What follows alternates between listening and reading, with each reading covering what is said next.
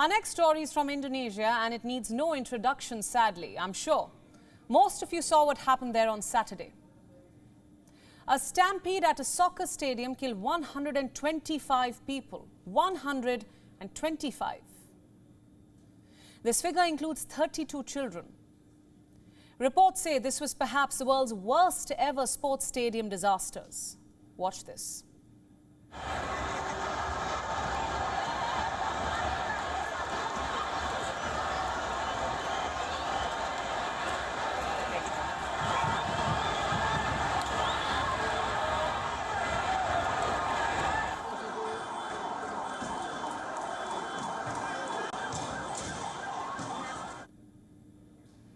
You saw that. Hundreds of fans stormed the soccer pitch.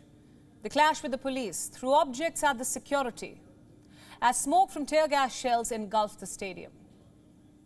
It was maddening, to say the least. The question is, what led to it? And what bearing will it have on future matches? In the next 3 minutes, we shall discuss. First things first. The stampede unfolded at the Kanjuruhan Stadium in the city of Malang, the home ground of Arema, a football team in Liga 1. It was playing its arch rival on Saturday, but happened to lose the match 3-2. What followed next was pure chaos. Supporters from the losing side stormed the pitch en masse. Some got crushed in the stampede. Others died due to suffocation. The next morning, this is what the stadium looked like. Stranded belongings, broken barriers, bent fences, and shards of broken glass scattered across the stadium. And not far away from the stadium, hundreds of injured are being treated at a hospital. Some have a broken nose, others a broken arm. They say they're lucky to have escaped the stampede alive. Many of our friends lost their lives because of officers who did not humanize us. We are very disappointed with the treatment because many lives were lost. Look at these images now. They're from a funeral of two brothers who were killed in the stampede. They were both in their mid-teens. Their only crime was being in the wrong spot at the wrong time. Their family says this was their first time watching a match of their favorite team live. They love soccer, but have never watched Arema live at Kanjuruhan Stadium. This is their first time watching live. Yes, they went together. So what's happening on ground? Vigils are being held all over Indonesia. On Sunday night, hundreds of mourners gathered in Jakarta. They lit candles to honor those who had died. And they all had the same message. They wanted authorities to punish the rioters. So what are the authorities doing? Last we checked, they were issuing statements, promising to conduct an investigation. The president says he has asked the National Football Association to suspend Liga 1 until further evaluation. Listen in. I asked the National Police Chief to conduct an investigation and thoroughly investigate this case. I have also ordered the National Football Association to suspend Liga 1 until evaluation and improvement of security procedures are carried out. Malang, Jawa Timur. Meanwhile, the Football Association of Indonesia has also responded. It says it is in touch with FIFA authorities to ensure that it doesn't get sanctioned. Take a look.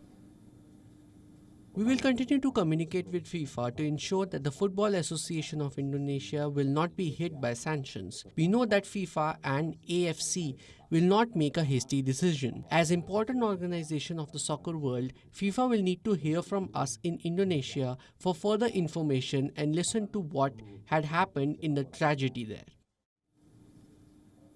Now, what happened in Indonesia is tragic, to say the least, but it's not the first such tragedy.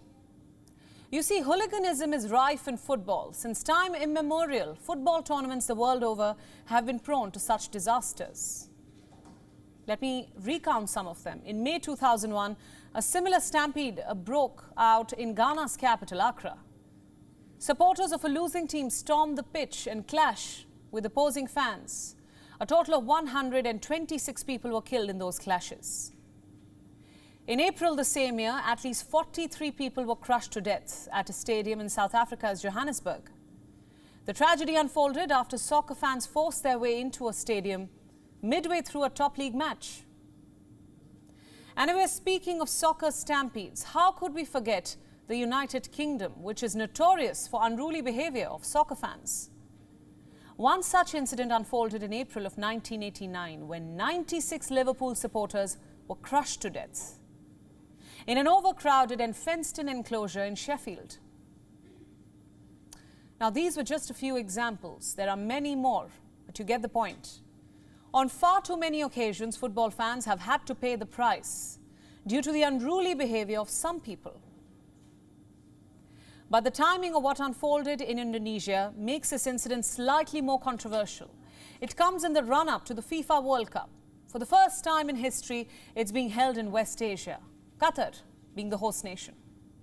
Of course, the security arrangements will be top-notch, with no liquor being allowed at the stadiums. But what unfolded in Indonesia is expected to cast a shadow on this big tournament as well. Here's hoping the organizers are watching out for any such disasters. WION World is One is now available in your country. Download the app now and get all the news updates on the move.